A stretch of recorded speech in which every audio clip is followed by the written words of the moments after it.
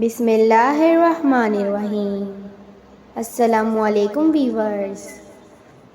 ایک دفعہ کا ذکر ہے کہ کسی گاؤں میں ایک کسان رہتا تھا۔ وہ بہت مہربان تھا۔ ایک دن وہ اپنے کھیتوں میں کام کرنے جا رہا تھا۔ کھیتوں کے راستے میں ایک کنواں پڑتا تھا۔ وہ بہت پرانا کنواں تھا۔ ایک دن اس نے کنویں سے کسی کی آواز سنی۔ کوئی مدد کے لیے پکار رہا تھا۔ یہ آواز کسی عورت کی تھی۔ یہ کنواں ایک جادوگر کے قبضے میں تھا۔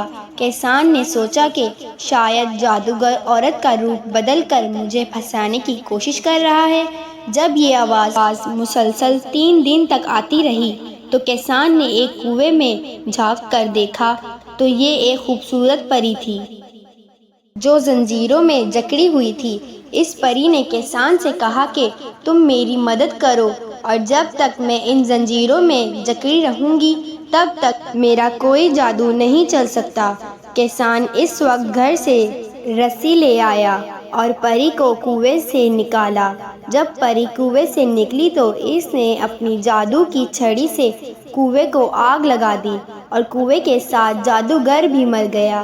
پری نے کسان کا شکریہ ادا کیا اور کہا کہ جب کبھی میری مدد کی ضرورت پڑے تو مجھے بلا لینا۔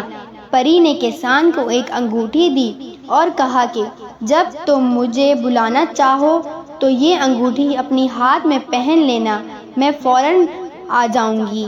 اس کے بعد پری وہاں سے چلی گئی اور کسان اپنے گھر چلا گیا۔ ایک دن کسان کے کھیتوں میں ایک خوفناک بھیڑیا آ گیا۔ وہ کسان کو کھانے کے لیے اس کے پاس آنے لگا۔ کسان بہت گھبرایا ہوا تھا۔ اچانک اس پری کی بات یاد آ گئی اور اس نے وہی انگوٹھی نکالی اور اسے اپنے ہاتھ میں پہن لیا۔ پری وہاں آ گئی اور اپنی جادو کی چھڑی سے اس بھیڑیے کو مار دیا۔ اس طرح کسان کی جان بچ گئی۔ کسان نے پری کا شکریہ ادا کیا۔ پری وہاں سے چلی گئی۔ پیارے بچوں، ہمیں بھی ایسے ہی ہر کسی کی بہادری اور دلیری کے ساتھ مدد کرنی چاہیے۔